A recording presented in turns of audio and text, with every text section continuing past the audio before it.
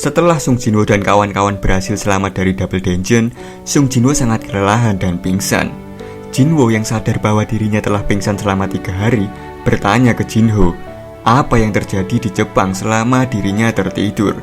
Dengan suasana hati yang sedih, Jinho mengatakan bahwa raid-nya sudah gagal. Sekarang kita beralih ke kantor arsitektur Yojin, yang dimana ayah Jinho sedang tertidur.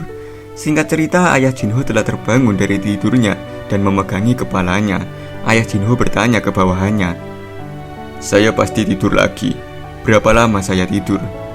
Bawahannya menjawab, "Anda sudah tidur selama 23 jam 46 menit. Kami siap membawa Anda ke rumah sakit jika Anda tidak bangun setelah 24 jam, seperti yang Anda perintahkan. Pertama-tama, ada 2 hal yang perlu saya beritahu. Pertama, ini adalah pasien yang kembali sadar dari tidur abadi." Ayah Jinho sangat tercengang mendengar kabar tersebut. Ayah Jinho bertanya, "Pasien itu kembali sadar?" Bawahannya menjawab, "Iya, pasien itu ternyata adalah ibu Hunter Sung Jinwoo." Mengetahui hal itu, ayah Jinho berprasangka bahwa Sung Jinwoo dapat menyembuhkan seseorang yang terkena penyakit tidur abadi. Setelah memikirkan hal tersebut, ayah Jinho bertanya, "Begitu ya? Kemudian hal selanjutnya apa?" Bawahannya menjawab, "Dan yang kedua, Anda memiliki pengunjung." Pengunjung itu menatap ayah Jinho sembari bertanya, "Sejak kapan kamu seperti itu?" Dan sekarang kita beralih ke Jepang, yang dimana para raksasa bersiap untuk menginvasi Jepang. Terlihat Yuri Orlov yang terlepas dari genggaman raksasa. Di sini Yuri Orlov sangat panik sekali. Bagaimana tidak panik? Dikarenakan dirinya terjun bebas ke arah mulut raksasa. Mak krenyes, Yuri Orlov dikunyah dan ditelan hidup-hidup oleh monster raksasa. Melihat Yuri Orlov telah dikalahkan, dari daratan, tank langsung memborbardir para raksasa. Begitu juga dari udara, helikopter langsung menghujani para raksasa dengan peluru. Sugimoto yang mengetahui senjata tentara tidak mempan pada monster, memerintahkan bawahannya untuk menyerang. Mendengar perintah Sugimoto, Kanae dan Kumamoto menerjang dan bersiap menyerang salah satu monster. Menghunuskan pedangnya, Kanae berkata dalam hati, monster itu tidak bisa membaca pergerakan kita jika matanya hilang. Tiba-tiba monster itu melirik Kanae. Kanae sendiri sangat terkejut melihat pergerakan dari monster raksasa itu. Sing! Dengan begitu cepat, monster raksasa itu merespon pergerakan Kanae dan Kumamoto. Kanae yang berhasil menghindari serangan monster berkata, dengan ukurannya yang segini, bagaimana dia bisa secepat ini? Ini mustahil. Terlihat reporter yang menaiki helikopter sedang menyiarkan langsung bencana Dungeon Break di Jepang. Reporter itu berkata, "Sekarang kami melaporkan langsung dari Tokyo. Pemandangan yang sangat mengerikan bahkan dapat dilihat dari kejauhan. Mirip seperti neraka. Seluruh negara memperhatikan dengan seksama usaha para hunter menghentikan bencana ini." Dan sekarang kita beralih ke Sung Jinwoo yang sedang menonton siaran langsung bencana Dungeon Break di Jepang. Sembari menonton, Sung Jinwoo berkata dalam hati, "Kalau seperti ini, raid ini akan seperti di Pulau Jeju. Asia bisa berada dalam bahaya. Aku harus buru-buru." Di saat Sung Jinwoo berniat untuk pergi, tiba-tiba Jin Ah keluar dari kamarnya dan berkata, "Opa, jangan pergi." Jinwoo menengok ke Jin Ah dan bertanya, "Apa maksudmu?" Jin Ah menjawab, "Kamu mau pergi kan?" Terlihat wajah Jin Ah yang sedih karena dirinya tahu kakaknya akan pergi ke tempat yang sangat berbahaya. Melihat tingkah adiknya, Jinwoo diam sejenak, lalu beranjak dari kursi sembari berkata, "Tidak, aku tidak akan pergi kemanapun. Belakangan ini aku sudah terlalu banyak bekerja, sementara aku berencana untuk beristirahat." Mengusap kepala Jinah, Jinwoo berkata, "Jangan khawatir." Sekarang kita berpindah ke taman, dan terlihat Jinwoo yang sedang duduk di salah satu kursi taman itu. Jinwoo memanggil Beru dan berkata, "Ber." Beru menjawab, "Iya Yang Agung, maksudku tuanku." Jinwoo berkata, "Kau menonton drama daripada menjaga Jinah. Aku tahu kok." Mendengar perkataan Jinwoo, Beru langsung panik. Jinwoo bertanya kembali, "Kondisi Jin Ah bagaimana?" Beru menjawab, "Tidak ada yang aneh dari tingkah laku dia, tuanku." Setelah mendengar jawaban Beru, Jinwoo berkata dalam hati, "Dia pasti trauma. Dia tidak pernah menghentikanku pergi raid selain raid pertamaku 4 tahun lalu. Aku harus berbuat apa?" Setelah memikirkan tentang Jin Ah, Jinwoo segera pulang ke rumah. Tapi dalam perjalanan pulangnya, tiba-tiba ada sebuah mobil yang menghampirinya. Dan sekarang kita beralih ke gedung arsitektur Yojin, tepatnya di kantor ayah Jinho, Yo Myung-han. Dan yang menjemput Sung Jinwoo tadi ternyata adalah salah satu bawahan ayah Jinho. Dan sekarang Sung Jinwoo berada di kantor ayah Jinho. Jinwoo bertanya, "Anda punya urusan apa dengan saya, CEO Yo Myung-han?" Ayah Jinho menjawab, "Senang bertemu dengan Anda, Hunter Sung Jinwoo. Saya Yo Myung-han dari konstruksi Yojin." Ayah Jinho menyodorkan cek kosong kepada Jinwoo. Jinwoo pun terlihat bingung dengan maksud ayah Jinho. Ayah Jinho menjelaskan, "Saya bukanlah orang yang arogan yang percaya kalau uang bisa membeli apapun, terutama kalau lawan bicaraku adalah seorang hunter rank S. Maka aku sangat berterima kasih jika Anda mempertimbangkan ini sebagai tanda ketulusanku." Jinwoo terdiam sejenak dan berkata dalam hati, apapun yang akan dia katakan, pastilah sesuatu yang rahasia. Ini tidaklah seperti undangan guild. Jinwoo bertanya ke ayah Jinho, "Apa yang Anda mau beli dari saya?" Ayah Jinho menjawab, "Saya menderita penyakit yang sama seperti ibumu." Jinwoo langsung kaget mendengar perkataan ayah Jinho. Lalu Jinwoo bertanya, apa Jinho mengetahui hal ini? Ayah Jinho menjawab, "Selain dokter saya, hanya 3 orang termasuk saya, istri dan sekretaris saya yang mengetahui hal ini." Sembari tersenyum, Jinwoo menanggapi, "Jadi sekarang menjadi 4 orang." Ayah Jinho membalas senyuman Jinwoo dan berkata, "Benar, sementara saya mencari obat ke sana kemari, saya menemukan satu-satunya orang di dunia ini yang pulih dari penyakit ini. Menurutku, ini bukanlah kebetulan kalau pasiennya adalah ibumu. Yang saya ingin adalah kebenaran. Kalau Anda membantuku, aku tidak akan pernah melupakan kebaikanmu." Jinwoo diam sejenak dan berkata dalam hati, "Hari ini, aku harus membuat keputusan." Dan sekarang kita kembali lagi ke Jepang bersama reporter yang sedang menyiarkan bencana. Reporter mengatakan bahwa ini sangat mengerikan. Monster-monster itu menghancurkan bangunan dan merusak pepohonan, seperti mereka ingin menghapus segala bentuk-bentuk kehidupan. Di atas itu semua, mereka memakan manusia. Di sini reporter juga memberitahukan kalau helikopter yang mereka naiki akan aman dari serangan selama menjaga jarak yang cukup jauh. Hal ini sudah dikonfirmasi beberapa peneliti, jadi dapat dipercaya. Di sana nampak monster raksasa yang tingginya melebihi gedung. Reporter mengatakan bahwa yang terbesar di antara monster-monster itu adalah satu-satunya yang menjaga gate, entah sedang menunggu seseorang atau sedang melindungi gate, sementara raksasa lain menyebar kemana-mana. Melihat gerak-gerik monster raksasa yang di depan gate, reporter mengatakan kalau dirinya tahu alasan monster itu tetap berdiam diri di sana. Menurut pendapat pribadi reporter, raksasa yang berada di depan gate itu tidak terasa hidup. Makhluk itu memang bernafas dan bergerak, namun dia seperti mesin yang bergerak mengikuti program. Dan kalau itu memanglah sebuah mesin, seharusnya meriam bisa menumbangkannya. Reporter juga mengatakan kalau dungeon break ini sudah berlangsung selama 2 hari. Dalam 2 hari itu, para hunter baru bisa membunuh 2 dari 30 raksasa yang tersebar. Reporter penasaran, apakah mereka bisa menghentikan kejadian ini sebelum seluruh dunia dihancurkan. Dan sekarang kita berpindah ke kantor Guild Ajin. Terlihat Jinho yang sangat kaget mendengar kabar dari Jinwoo. Jinho yang kaget berkata, "Apa? Kamu bilang ingin pergi ke Jepang? Sudah lihat berita belum? Kali ini berbeda dari Pulau Jeju. Monster sebesar ini belum pernah ada sebelumnya, Yongnim." Jinwoo menjawab, "Bukankah kalau aku berhasil, nama Guild Ajin akan dikenal oleh seluruh dunia?" Jinho menanggapi dengan keraguan, "Tapi, tetaplah ini."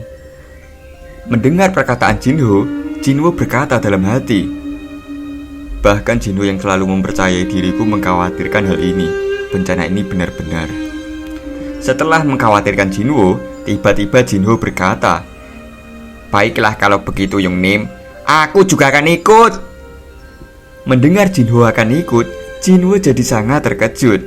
Jinho melanjutkan perkataannya, "Insiden Red Gate, Red Pulau Jeju, dan insiden dungeon ganda yang baru-baru ini terjadi, apakah kamu menyadari kemiripan dari artikel-artikel ini?" Jinwoo menjawab, "Tidak." Jinho menunjukkan sebuah artikel ke Jinwoo sembari menangis dan berkata, "Aku tidak pernah muncul satu kali pun, Yongnim. Satu-satunya yang bisa kupamerkan adalah bisa berada di sampingmu. Memalukan untukku mengatakan ini, tapi kamulah sumber kebanggaanku." Jinwoo dengan wajah datar menanggapi, Aku tidak pernah berpikir ini adalah sesuatu kuharap dari anak orang kaya. Mendengar tanggapan Jinho berkata, "Itulah kenapa kemanapun kamu pergi aku akan ikut. Kumohon, bawa aku bersamamu, Yung." Jinho bertanya, "Baru saja kamu menentang keberangkatanku.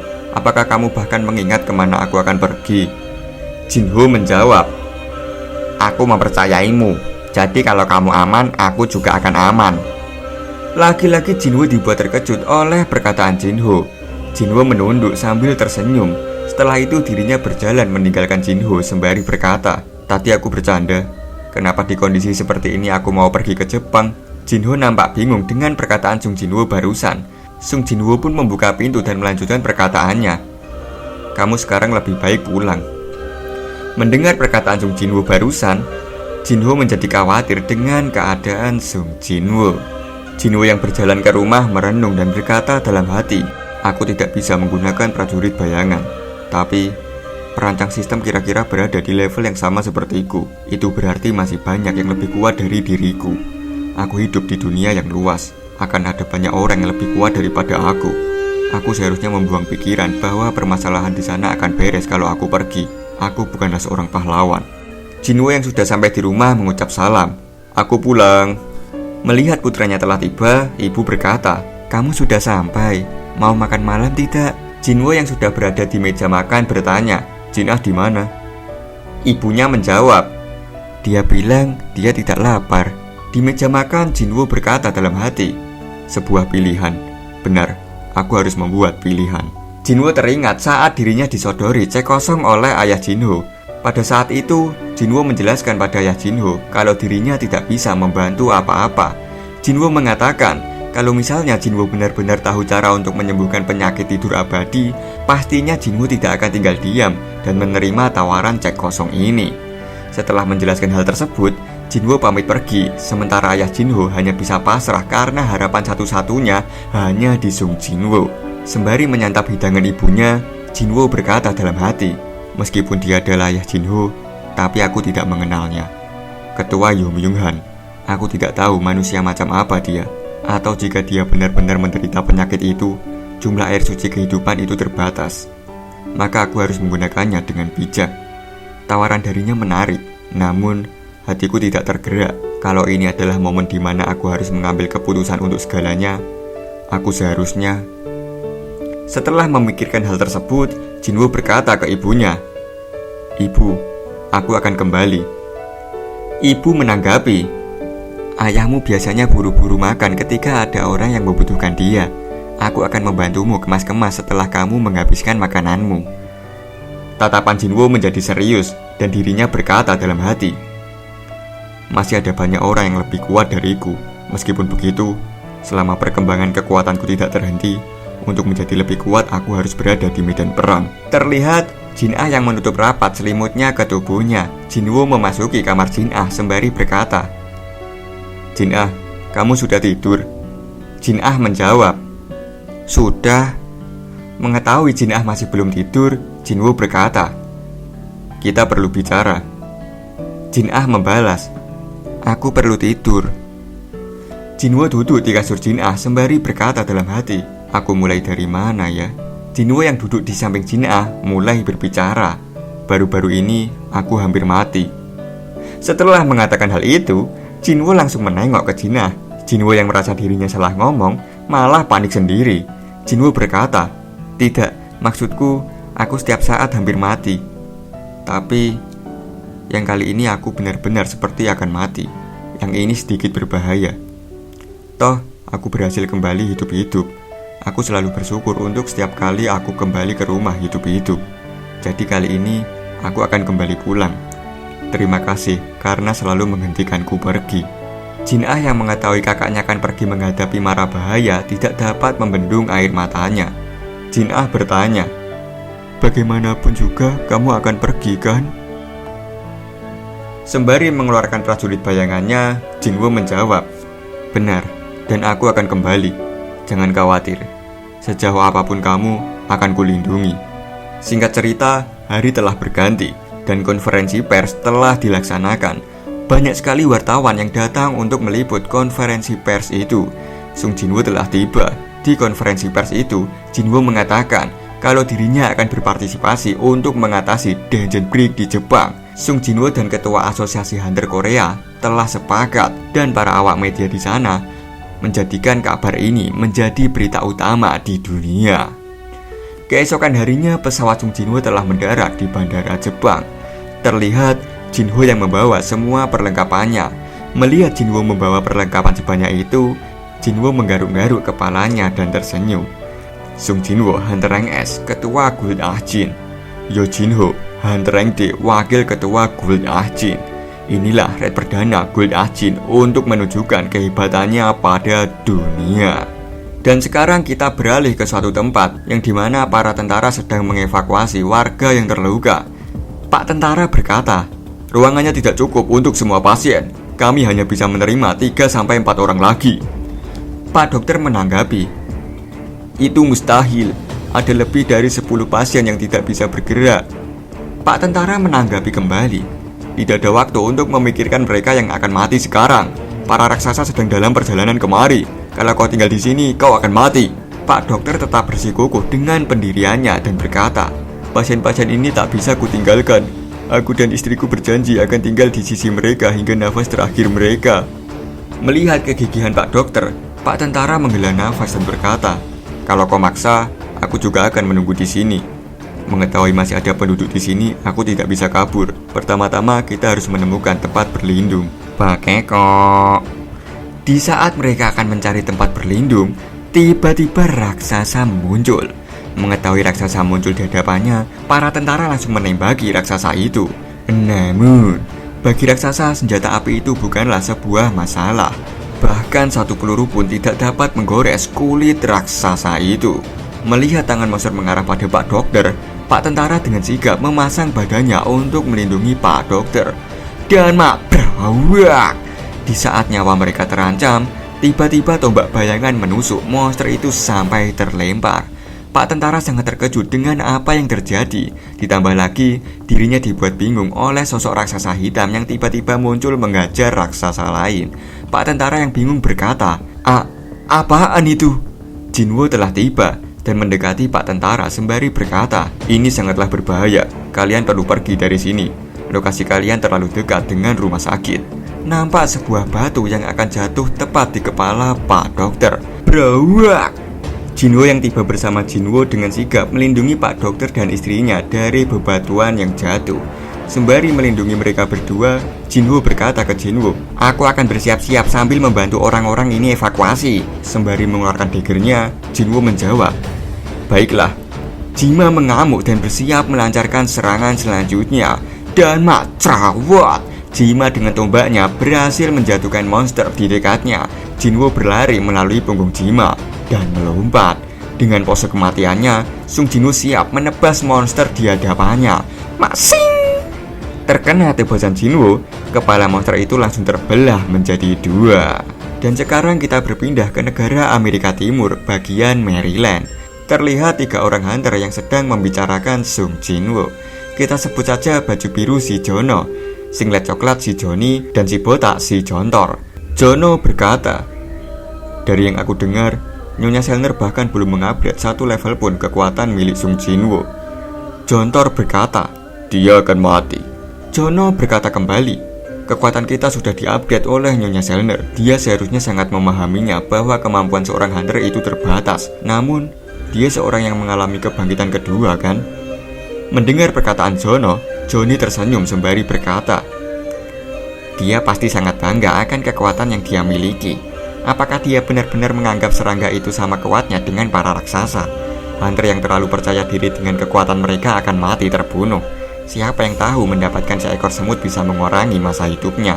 Sangat ironis. Aku bertaruh Yachku, dia akan mati dalam sehari.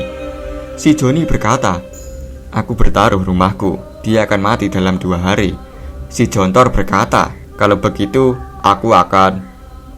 Sebelum si Jontor mengatakan taruhannya, tiba-tiba orang dari meja sebelah berkata, aku akan bertaruh bangunan Scavenger, dia akan selamat.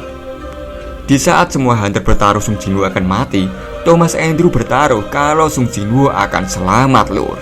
Thomas Andrew melanjutkan perkataannya, Ngomong-ngomong, kalian seharusnya lebih khawatir dengan gathering es yang muncul di wilayah kita.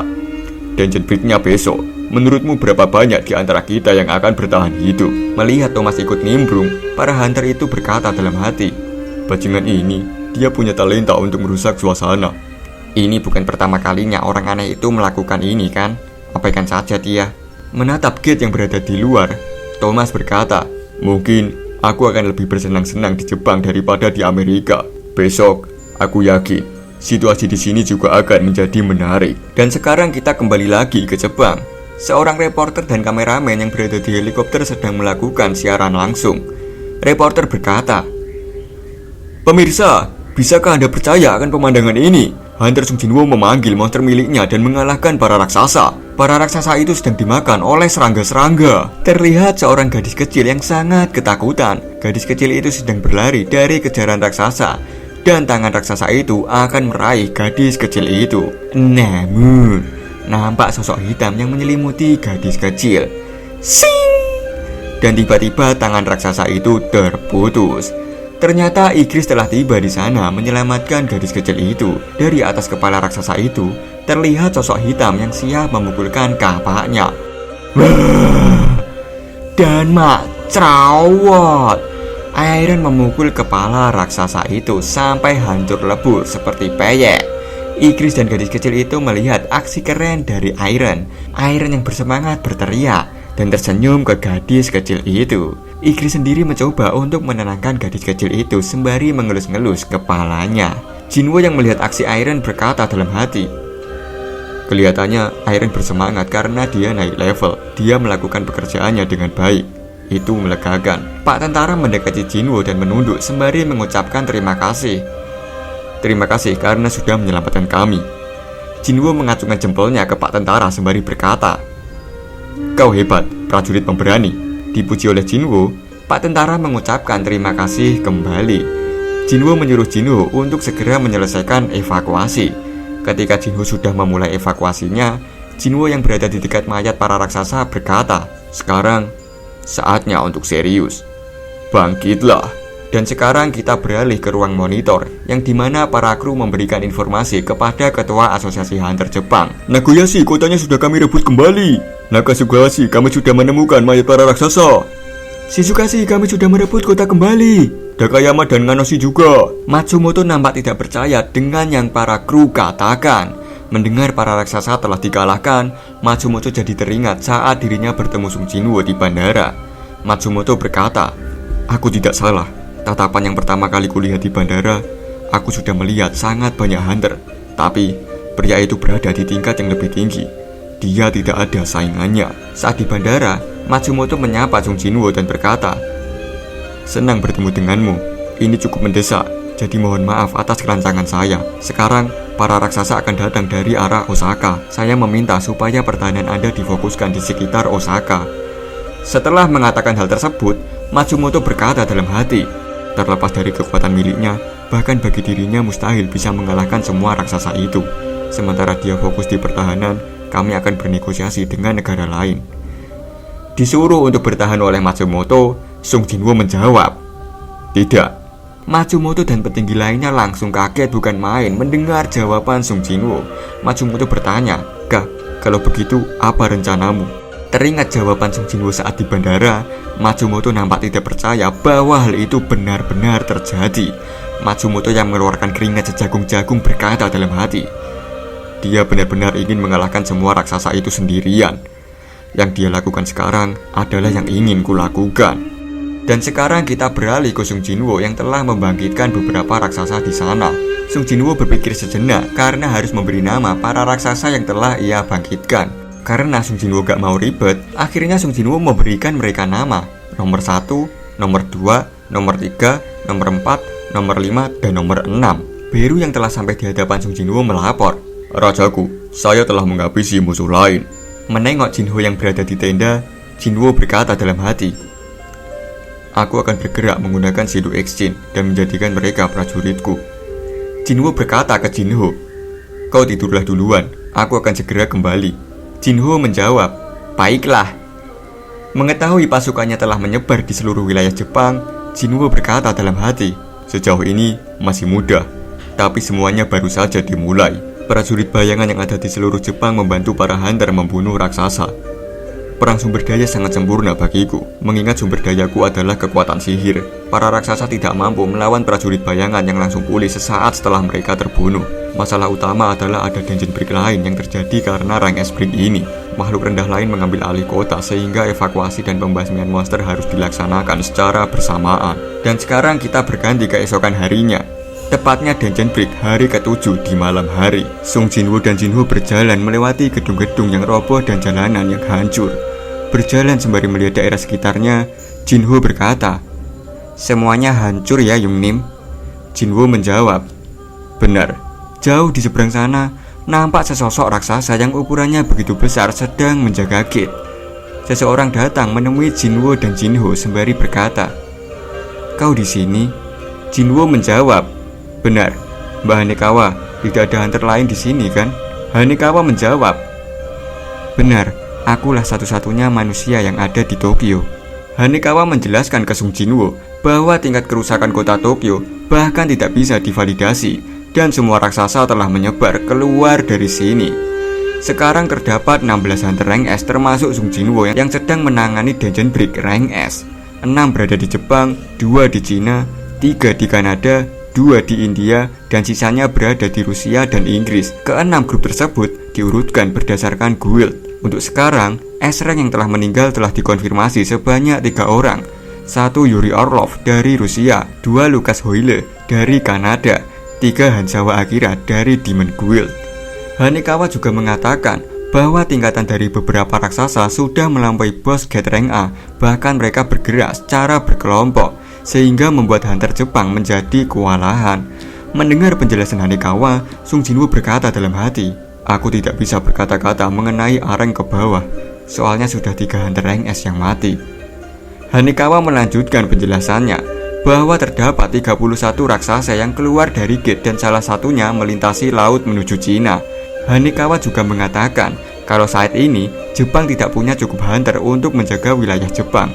Namun berkat Sung Jinwoo, sebagian besar raksasa sudah dibunuh, dan untuk sekarang hunter lain sedang melawan raksasa yang tersisa bersama prajurit bayangan Sung Jinwoo. Setelah mendengar penjelasan Hanekawa terkait situasi saat ini, Sung Jinwoo berkata, "Baiklah, kalau begitu dia yang terakhir." Melihat keadaan Jepang yang hancur lebur seperti peyek, Sung Jinwoo berkata dalam hati, "Sepertinya aku pernah melihat pemandangan ini. Di mana aku pernah melihatnya? Kota hancur dan terbakar, menyerupai kastil iblis. Kalau reruntuhan kota kastil iblis adalah buatan sistem, apa yang mau diungkapkan oleh si perancang sistem? Si perancang sistem sudah mati dan menghilang, dan dia belum melakukan hubungan apapun, sehingga mungkin saja itu adalah tubuh aslinya, dan dia sudah benar-benar hancur. Baiklah, kalau kastil iblis ini benar-benar menunjukkan masa depan kepadaku, akan aku hentikan. Itulah tujuanku berlatih. Aku datang jauh-jauh ke sini karena aku haus akan kekuatan yang tidak terkalahkan." Setelah memikirkan hal tersebut, Sung Jinwoo berkata ke Hanekawa, "Sepertinya kita semua sudah siap. Ayo mulai." Mendengar perkataan Jinwoo, Hanekawa nampak terkejut. Hanekawa bertanya, "Apa? Tapi hunter lain belum bergabung dengan kita." Jinwoo menanggapi, "Tidak, mereka semua sudah sampai." Kita beralih dulu ke Kanae. Kanae yang kelelahan berkata, menyebalkan." Mendengar keluhan Kanae, Hoshino berkata, "Berpikirlah positif, setidaknya badan kita masih utuh." Kanae menanggapi, "Aku tahu, tapi mereka terus bergerak maju mengalahkan semua raksasa yang menghalangi mereka. Raksasa-raksasa yang bahkan tidak bisa kita dekati. Itu seperti mereka menyerahkan sampah pekerjaan mereka kepada kita. Sangat memuakan. Maleksamen sialan itu." Dan sekarang kita kembali lagi bersama Sung Jinwoo. Terlihat semua bayangan Sung Jinwoo telah tiba dan berkumpul di sekeliling Sung Jinwoo. Begitu juga dengan para petingginya yang telah tiba di sana. Beru sang panglima tempur datang dari udara dan mendarat sembari menundukkan kepalanya ke sang raja. Melihat semua pasukannya telah siap, Jinwoo berkata, "Nah, semuanya sudah siap. Kerja bagus semuanya." Beru menjawab, "Terima kasih rajaku." Jinwoo menyuruh Jinho untuk membawa Hanekawa ke tempat yang aman. Mendengar perintah Jinwoo, Jinho dan Hanekawa bergegas mencari tempat yang aman. Setelah memerintahkan Jinho untuk pergi, Jinwoo berkata, Baiklah, sekarang bangkitlah. Majreng. Jinwo membangkitkan puluhan raksasa di medan pertempuran. Setelah membangkitkan raksasa, Jinwo mengangkat tangannya dan berkata, "Shido, serang!" Mendengar perintah Sung Jinwo, pasukan bayangan langsung maju secara serentak. Saking banyaknya pasukan Sung Jinwo nampak seperti gelombang tsunami hitam yang siap meratakan apapun yang dilewatinya. Terlihat pasukan bayangan yang sudah berada di hadapan raksasa. Kita sebut saja raksasa penjaga gate ini Butoireng, lur. Sung Jinwo dari kejauhan mengamati gerak-gerik si Butoireng. Ribuan pasukan bayangan juga sudah berada di hadapan Butoireng dan siap melahapnya. Butoireng sendiri belum melakukan pergerakan sama sekali. Namun, tiba-tiba saja ekspresi Butoireng berubah. Sung Jinwo nampak tidak percaya dengan apa yang dia lihat. Sing! Dengan gerakan yang begitu cepat, Butoireng membelah lautan prajurit bayangan di hadapannya. Tidak berhenti di sana, Butoireng berlari sembari menebas-nebas prajurit bayangan di sekitarnya. Melihat kekuatan Butoireng, Jinwo berkata dalam hati, dia memiliki kekuatan yang luar biasa, membunuh ratusan Shidoku hanya dengan satu serangan. Makhluk yang sangat besar. Aku bahkan sempat ingin kabur dari tempat ini karena kekuatan sihirnya yang sangat mengerikan. Rasanya tidak nyaman. Bagaimana makhluk seperti ini hidup? Ada dua cara untuk menghilangkan perasaan tak nyaman ini. Pertama adalah kabur dari sumbernya dan lupakan semuanya, atau musnahkan makhluk itu. Tax bersiap menyemburkan napas apinya ke Butoireng dan madawar. Di saat napas api akan mengenai wajahnya, Butoireng menahan api itu dengan tangannya. Di sisi lain, prajurit bayangan raksasa mencoba menyerang Butoireng dari belakang. Tapi itu bukanlah masalah bagi Butoireng. Butoireng menahan semburan api milik Tax sembari mengayunkan pedangnya. Sing! Prajurit bayangan itu langsung terbelah menjadi dua. Ribuan semut juga mengerumuni kaki Butoireng dan mulai menggigiti kaki Butoireng. Mengetahui kakinya sedang dikerikiti semut, Butoireng mengibaskan kakinya dan para semut itu langsung terlempar tidak karuan. Melihat para pasukan semut tidak berdaya, Beru yang tidak sabar ingin segera maju. Tapi Jinwo menahannya sembari berkata, "Masih belum." Sembari mengamati pergerakan Butoireng, Jinwo berkata dalam hati, "Manaku cukup banyak, aku hanya perlu terus menekannya hingga kutemukan kelemahannya." Mabeliar. Butoireng menghantam pasukan bayangan sampai kocar-kacir tidak karuan. Tang! Prajurit bayangan raksasa menebas si Butoireng, tapi tebasan itu tidak memberikan goresan sama sekali. Jelep! Jima menusukkan tombaknya, tapi tombak Jima juga tidak menembus kulit Butoireng. Malah Butoireng dengan mudahnya menyapu pasukan bayangan di hadapannya. Terlihat mana Sung Jinwo yang terus berkurang secara drastis karena harus meregenerasi pasukannya secara terus-menerus. Jinwo berkata dalam hati, tubuhnya diselimuti aura sihirnya seperti sirah. Itulah kenapa dia tidak melindungi dirinya. Dia sepercaya diri itu. Tapi dia menahan satu serangan sekali saja. Menyadari hal itu, Jinwo memanggil Kaisel dan bergegas untuk melakukan serangan balik bersama Beru dan Igris. Beru dengan kecepatannya menerjang ke wajah Butoireng, tapi refleks Butoireng begitu cepat dan berhasil menghindari serangan Beru. Menunggangi Kaisel, Igris bersiap melakukan serangan. Wush! Lagi-lagi Butoireng berhasil menghindari serangan yang kedua kalinya. Melihat Butoireng terus menghindari serangan Igris dan Beru, Jinwo menyadari sesuatu sembari berkata, di sana. Namun, Butoireng bergerak lebih cepat dan menebas Kaisel bersama Sung Jinwo dan Igris. Sing! Setelah menebas Kaisel, Butoireng melihat lengannya dan Butoireng sangat terkejut. Siapa sangka Igris telah mendarat di lengan Butoireng dan berlari sembari mempersiapkan serangan. Gleder! Lagi-lagi Butoireng berhasil menahan serangan Igris dengan tangannya. Seperti biasa, kulit Butoireng tidak terkena damage sedikit pun. Namun, dengan memanfaatkan serangan Igris dan skill-skillnya, Sung Jinwo berhasil mendaratkan serangan tepat di mata Butoireng. Ceras!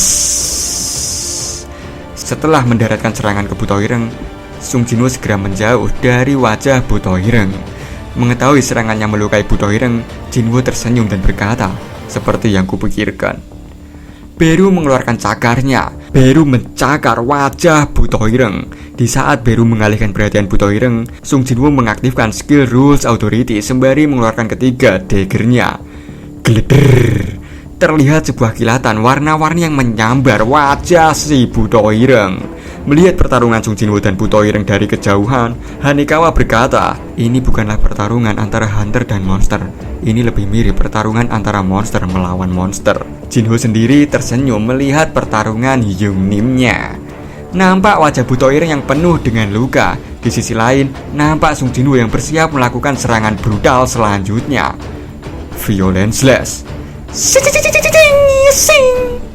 Jinwoo menebas mata Butoireng sampai moncrot.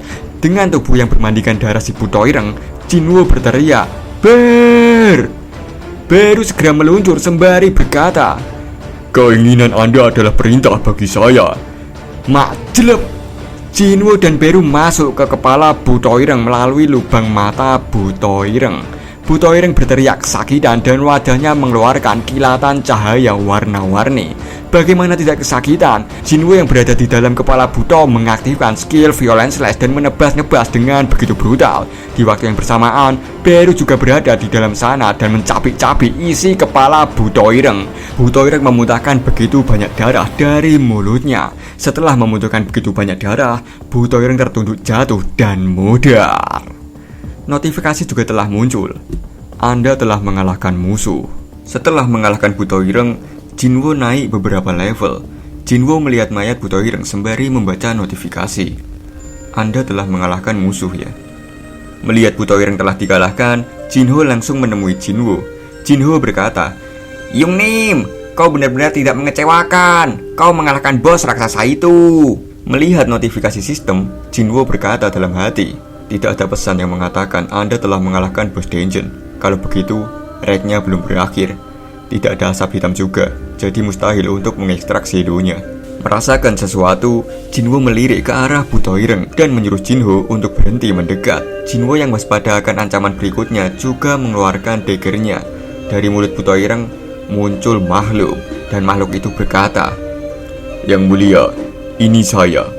Dan ternyata makhluk itu adalah Beru. Jinwoo merasa lega karena yang muncul adalah Beru. Melihat Beru muncul dari mulut Butoireng, Jinwoo berkata dalam hati, kekuatan sihirnya menyelimuti Beru bahkan setelah dia mati. Wush. Namun, tiba-tiba Jinwoo dibuat terkejut oleh suatu kejadian. Gate raksasa yang di hadapan Jinwoo tiba-tiba memancarkan energi sihir yang sangat kuat dan mulai menghisap sesuatu. Sembari menahan badai sihir, Jinwoo berkata dalam hati, badai kekuatan sihir yang sangat kuat. Jinwoo yang khawatir menengok ke belakang sembari berkata, "Jinho di mana?" Mengetahui Jinho dalam perlindungan Igris, Jinwoo menghela nafas dan berkata, "Untunglah."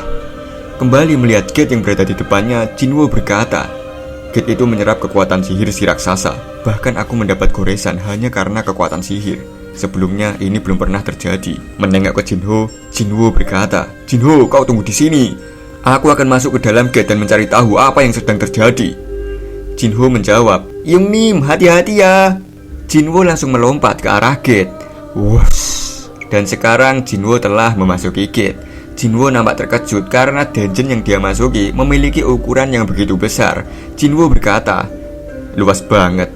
Ya, masuk akal sih, karena para raksasa akan membutuhkan ruangan sebesar ini untuk menyeberang. Beru muncul dan bertanya, "Rajaku, bisakah Anda mendengar itu?" Jinwoo menjawab, "Iya, aku mendengarnya." Ho ho ho ho ho ho ho ho ho. Mendengar suara itu, Jinwoo berkata, sungguh tawa yang menjijikan. Dia tertawa ketika ada musuh yang memasuki gate-nya. Sangat menarik. Ayo masuk. Ho ho ho ho ho ho ho ho ho. Ini sangat menghibur diriku. Kau penguasa yang hina. Saksikanlah secara langsung kau yang telah datang menemuiku. Selamat datang Monarchs.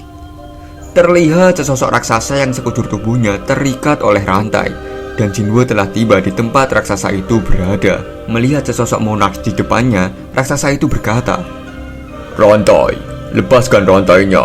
Aku mengetahui rencana para rulers. Aku harus memberitahu monarch lain."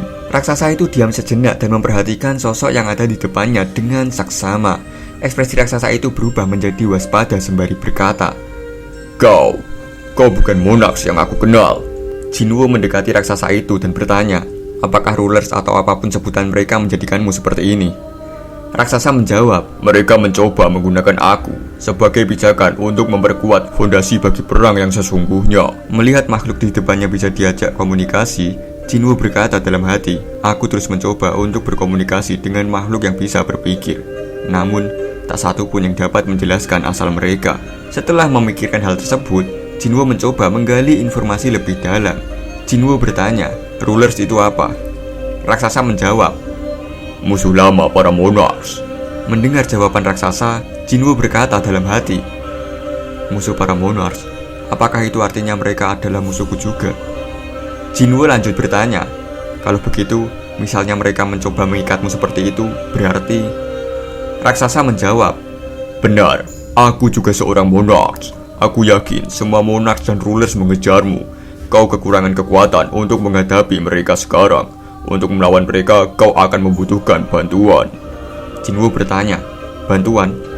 Raksasa menjawab, bebaskan aku akan membantumu. Jinwo bertanya kembali, membantu siapa? Seorang monster membantu manusia. Kau berharap aku mempercayai itu?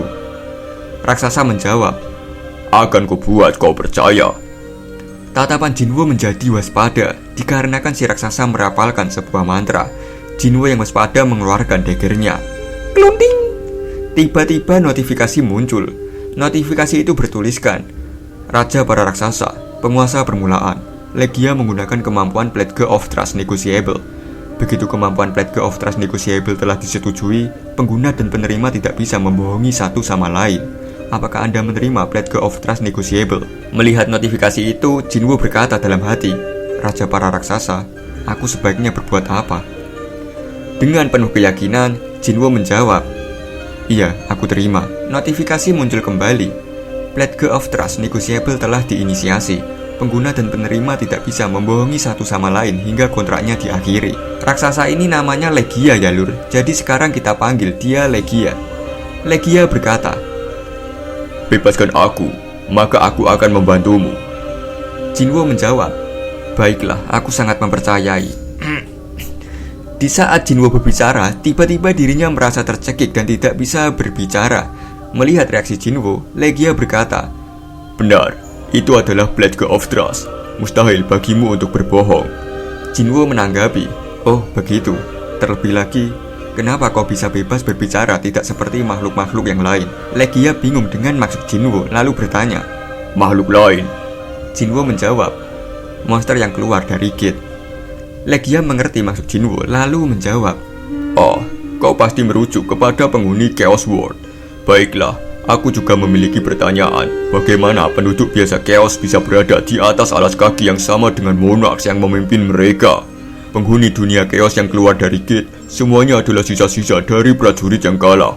Mereka yang sudah ditangkap oleh pasukan rulers, mereka sudah dikekang dalam waktu yang sangat lama, sehingga normal kalau kesadaran mereka terkikis. Tapi aku adalah raja, tak seperti mereka. Aku mempertahankan rasionalitasku.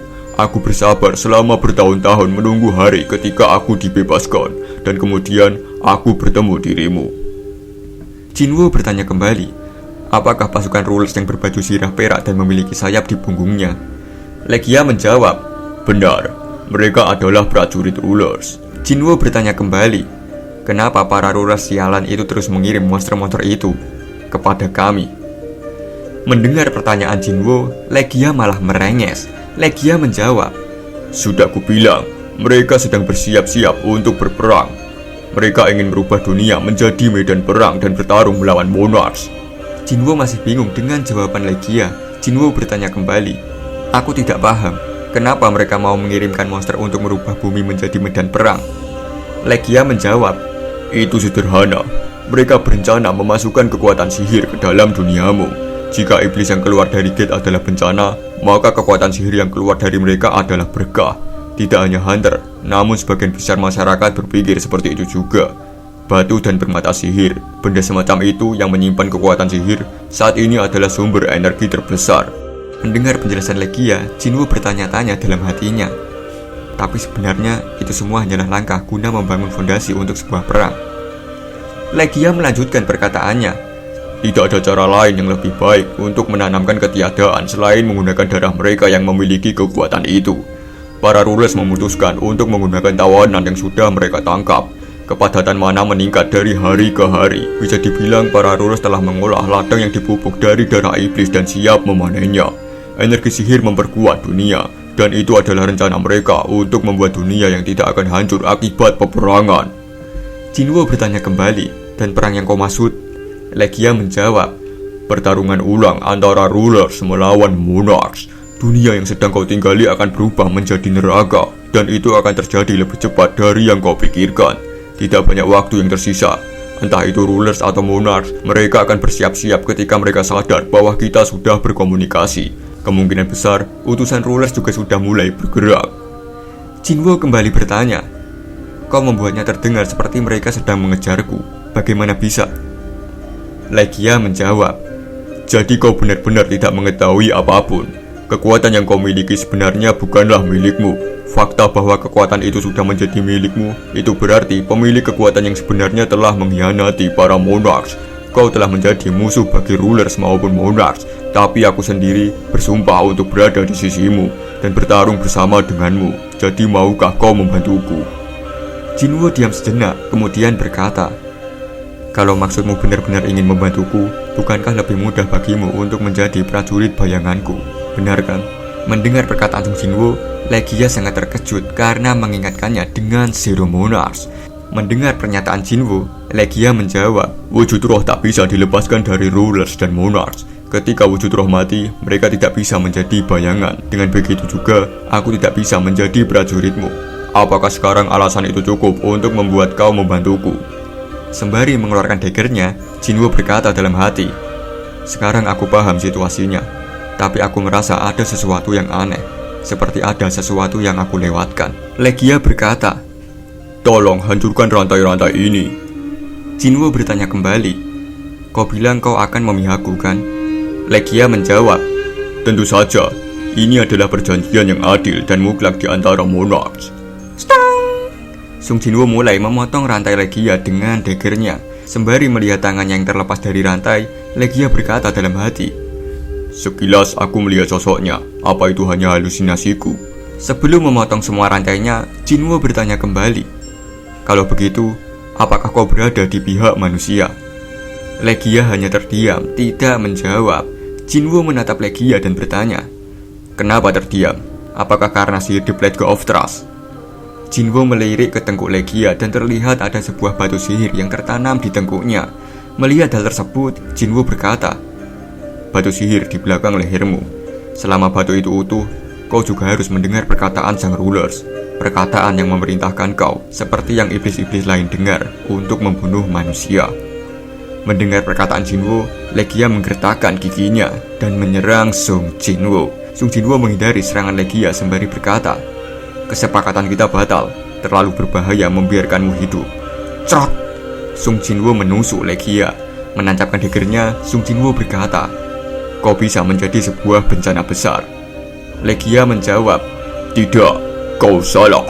Kaulah bencananya, bukan aku. Melihat Jinwo mengalihkan pandangannya, Legia melancarkan serangan selanjutnya. Jinwo menghindari serangan Legia dan langsung menusuk-nusuk tubuh Legia sampai Legia memuntahkan darah. Meskipun dirinya hanya bisa menggunakan satu tangan, Legia masih berusaha keras untuk menyerang Sung Jinwo. Sung Jinwo melompat, kemudian mendarat dan menusukkan daggernya secara bertubi-tubi ke dada Legia. Legia sangat kesakitan menerima tusukan telak dari Jinwo. Legia yang sudah tidak berdaya berkata, selagi peperangan antara penghuni dirimu dan penghuni chaos yang disandra semakin sering, semakin cepat pula dunia menjadi zona perang yang ganas. Aku berdoa oleh karma perang, semua yang kau sayangi dan lindungi berubah menjadi abu. Melirik Legia, Jinwo berkata, semua itu tidak akan terjadi seperti yang kau inginkan. Trot! Jinwo melemparkan daggernya tepat ke leher Legia sampai kepalanya terpisah. Setelah mengeksekusi Legia, Jinwo berjalan pergi. Notifikasi juga telah muncul.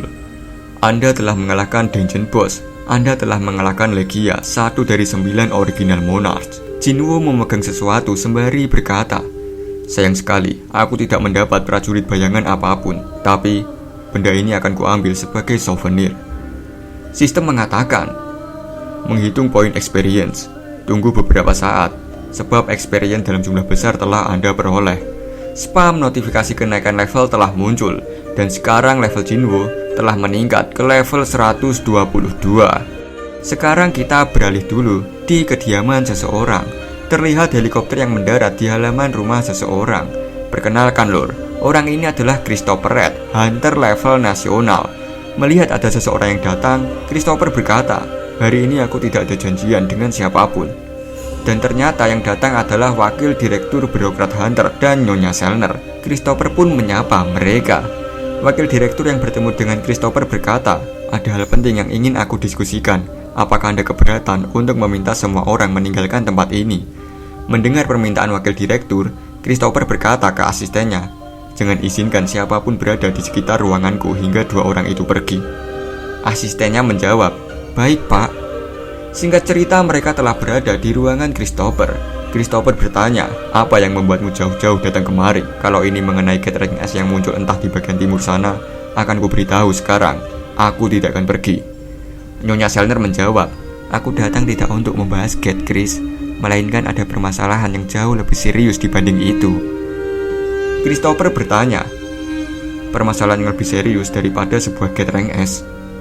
Nyonya Selner tiba-tiba berkata, "Chris, dalam waktu dekat kau mungkin akan dibunuh." Christopher sangat terkejut mendengar perkataan Nyonya Selner. Tang! Christopher yang kesal meletakkan kopinya di atas lepek cukup keras. Christopher berkata, "Nyonya Selner, aku tidak melupakan kebaikan yang kau berikan padaku. Tapi kita tidak cukup akrab untuk saling bertukar lelucon. Siapa yang sedang kau bicarakan di sini? Hah?" Nyonya Selner berkata, "Baru-baru ini aku bermimpi buruk tentang dirimu. Di dalam mimpi itu, kau sedang dikelilingi oleh pria." Christopher mulai kesal mendengar perkataan Nyonya Selner. Christopher berkata, "Dengar ya Selner, kau jauh-jauh datang kemari untuk meluarkan omong kosong ini cuman karena sebuah mimpi buruk yang kau alami. Aku tahu apa yang kau kerjakan selama kau hidup sebelum dibangkitkan. Ada rumor mengenai sumber kemampuan unikmu kalau kekuatanmu berakar dari fakta bahwa kau dulunya seorang dukun." Nyonya Selner hanya terdiam mendengar perkataan Christopher. Christopher melanjutkan perkataannya, "Aku adalah seorang hunter tingkat nasional. Siapapun tidak bisa membunuhku." Nyonya Selner menjawab, "Dalam mimpiku, kau pasti..." Memotong perkataan Nyonya Selner, Christopher berkata, "Mimpi inilah, mimpi itulah." "Baiklah, terserah. Anggap aku mempercayai apapun yang kau katakan. Kalau begitu, kepada siapa aku seharusnya meminta bantuan? Maksudmu, ada seseorang yang hidup dengan kekuatan yang cukup untuk melindungi aku. Seorang hunter level nasional. Toh, tidak ada satupun orang yang bisa melakukan hal semacam itu." Nyonya Selner menjawab, "Mungkin hanya ada seorang yang bisa membantumu. Hunter Sung Jinwoo. Dia mungkin bisa melindungimu." Mendengar Sung Jinwoo dapat melindunginya, Christopher nampak tidak percaya. Dan sekarang kita kembali lagi bersama Sung Jinwoo yang telah keluar dari gate. Keluar dari gate, Jinwoo berkata, "Aku sudah membunuh sang monarch. Itu adalah pilihan yang tepat. Dia menggunakan tekanan kekuatan yang sangat mencekik. Meskipun kekuatannya sedang disegel oleh rantai-rantai aneh itu. Apakah dia benar-benar pernah bebas berkelana ke seluruh dunia? Untung saja aku bisa mengungkap niat dia yang sebenarnya sebelum hal itu terjadi. Aku harus menjadi lebih kuat." Narator berkata, berita tersebar dengan cepat ke seluruh dunia bahwa semua raksasa telah dimusnahkan. Terdapat perbincangan di media sosial bahwa ada hunter tingkat nasional baru telah muncul. Yang berbeda dari insiden Pulau Jeju adalah bahwa kali ini bukan hanya orang Korea yang memperbincangkan ini.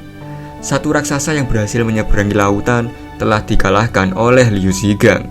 Ketua Asosiasi Hunter Jepang Matsumoto menyerahkan dirinya dan mengakui kesalahannya. Mungkin dia ingin mengambil semacam tanggung jawab atas tindakannya, meskipun tujuannya tidak jelas. Dan di bagian belahan dunia lain, di negara bagian Maryland bagian timur Amerika, hunter Amerika yang berhasil menyelesaikan gathering es bersiap-siap untuk pesta perayaan yang diselenggarakan pemerintah. Terlihat Jono, Johnny, dan Jontor yang sedang membicarakan keberhasilan mereka, dan Thomas Andrew berjalan menghampiri mereka. Thomas yang telah tiba di sana menyapa mereka dan berkata, "Oh, di sana kalian ya. Kalian belum melupakan taruhan kita kan? Kau bertaruh yards, kau rumah megah, dan kau..." Kau bertaruh apa ya? Jontor menjawab, aku tidak bertaruh apapun. Melihat dasi yang dipakai Jontor cukup menarik, Thomas tersenyum dan meminta paksa dasi yang dipakai oleh Jontor. Setelah mengenakan dasinya, Thomas bertanya ke Laura, dasiku bagaimana? Laura menjawab, terlihat mahal, tapi itu tidak cocok dengan kemeja bertema Hawaii-mu. Thomas langsung membuang dasinya sembari berkata, aku juga berpikir begitu. Laura berkata, di samping itu kita ada masalah. Daftar guild yang berpartisipasi dalam konferensi guild internasional yang akan datang telah dirilis, dan guild Ajin Korea termasuk. Thomas bertanya, guild Ajin? Laura menjawab, benar, guild milik Hunter Sung Jinwoo. Mendengar kabar itu, Thomas langsung nyengir sembari berkata, kalau begitu, dia akan datang ke Amerika. Sekarang kita kembali lagi bersama Sung Jinwoo yang membangkitkan semua raksasa yang telah mati. Melihat Jinwoo membangkitkan semua raksasa, Jinho berkata, luar biasa Yungnim. Jinwoo menanggapi, sayang sih kita membiarkan satu raksasa kabur menyeberang laut. Namun dengan ini, pasukan kita telah berkembang. Para tentara nampak terkejut melihat kemampuan Sung Jinwoo. Jinho cengar-cengir dan berkata dalam hati, tidak mengejutkan mereka semua kaget melihat kemampuan Yungnim untuk pertama kalinya. Hanekawa mendekati Jinho dan berkata, permisi pak. Jinho menjawab, kalau kau mencari Yungnim, dia sedang... Hanekawa berkata, tidak, panggilan ini untuk Hunter Jinho. Jinho menerima teleponnya. Mendengar kabar dari penelpon, Jinho terkejut bukan main. Jinho langsung berkata ke Jinho, maafkan aku Yungnim, aku harus pergi ke Korea. Jinho bertanya, ada masalah apa? Jinho menjawab, aku sendiri tidak yakin, tapi aku diminta untuk kembali karena beberapa masalah keluarga muncul. Mendengar jawaban Jinho, Jinho hanya diam dan tidak berkata apa-apa. Hanekawa akan menemani Jinho ke bandara. Jinho yang akan pergi berkata, aku pergi ya Yungnim. Jinho menjawab, baiklah. Dalam perjalanannya menuju bandara, Jinho berkata dalam hati, sebelumnya aku belum pernah mendengar suara ibu sangat gemetar. Apa ada masalah? Tidak, mari lupakan tentang itu. Lagi pula, bisa jadi itu bukan apa-apa. Singkat cerita, Jinho telah sampai di Korea. Menemui Jinho, asisten ayahnya berkata, Tuan muda, kami sudah menyiapkan mobil untuk Anda. Silahkan ikuti saya. Tuan muda harus mempersiapkan diri Anda di saat seperti ini. Saya akan menjelaskan semuanya dalam perjalanan. Jinho bertanya, apa yang sedang terjadi? Asisten ayah Jinho menjawab, ceritanya panjang, tapi Presiden Yoon Myung-han telah tertidur untuk selamanya. Singkat cerita, Jinho telah sampai di rumah sakit dan menjenguk ayahnya. Jinho yang melihat ayahnya di balik kaca berteriak, ayah! Sembari memegangi Jinho, asisten berkata, Anda tidak bisa mendekatinya. Keberadaan seorang hunter yang tidak dapat mengendalikan energi sihirnya akan memperburuk kesehatannya. Jinho menyandarkan kepalanya dan berkata, begitu ya, laki-laki aku adalah anak yang tidak berguna. Asisten memberikan sebuah buku ke Jinho sembari berkata, ini yang sedang ayah Anda kerjakan tepat sebelum dia tidur. Saya selalu membawa ini seandainya ayah Anda bangun dan mencari ini. Tapi sepertinya Tuan muda lebih membutuhkan ini sekarang.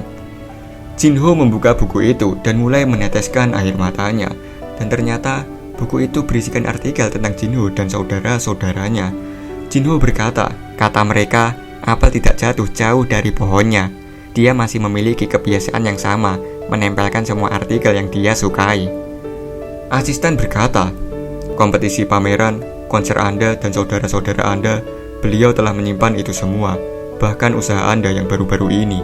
Mengetahui bahwa ayahnya sangat peduli padanya, Jinho sangat sedih karena merasa terlambat menyadarinya. Asisten melanjutkan perkataannya, bukan Presiden Yu tidak menyukai Anda, hanya saja ekspektasinya kepada Anda itu sebesar cintanya kepada Anda. Setelah mengetahui keadaan ayahnya, Jinho bersama asistennya segera kembali ke rumah. Di saat melangkahkan kakinya, tiba-tiba Jinho merasakan ada sesuatu yang melewatinya. Jinho langsung menengok ke belakang, tapi tidak ada apa-apa. Melihat Jinho yang berhenti berjalan, asistennya bertanya, Tuan muda, ada apa? Mengetahui tidak ada apa-apa di sana, Jinho lanjut berjalan keluar bersama asisten ayahnya. Di saat Jinho sudah cukup jauh dari ruangan ayahnya, Sung Jinwoo menonaktifkan skill stealth-nya sembari berkata, si cengeng itu, dia membuatku sedih. Berada di samping ayah Jinho, Sung Jinwoo mengeluarkan Holy Water of Life. Terlihat wanita yang baru saja tiba untuk menengok ayah Jinho. Berjalan dengan wajah murung, tiba-tiba wanita itu berhenti sejenak sembari menengok orang yang berjalan keluar melewatinya. Menengok orang itu, wanita itu berkata dalam hati, itu kan. Singkat cerita, ayah Jinho telah terbangun dari tidurnya. Ayah Jinho yang terbangun melihat putrinya telah datang. Jinhe menangis haru melihat ayahnya terbangun. Jinhe nampak tidak percaya bahwa ayahnya yang telah didiagnosa terkena penyakit tidur abadi telah sembuh dan bangkit kembali. Ayah Jinho yang terbangun bertanya ke dokter, "Jadi maksudmu saya sudah terbangun dari tidur abadi?" Dokter menjawab, "Sebelumnya hal ini belum pernah didokumentasikan, terbangun dari tidur abadi. Saya bahkan tidak bisa membayangkan apa yang akan media katakan mengenai ini." Kita beralih ke Jinwoo yang sudah berada di luar rumah sakit. Jinwoo membalikkan badannya sembari tersenyum. Berjalan meninggalkan rumah sakit, Jinwoo berkata, "Ini mungkin terlalu awal, tapi selamat ulang tahun, Jinho."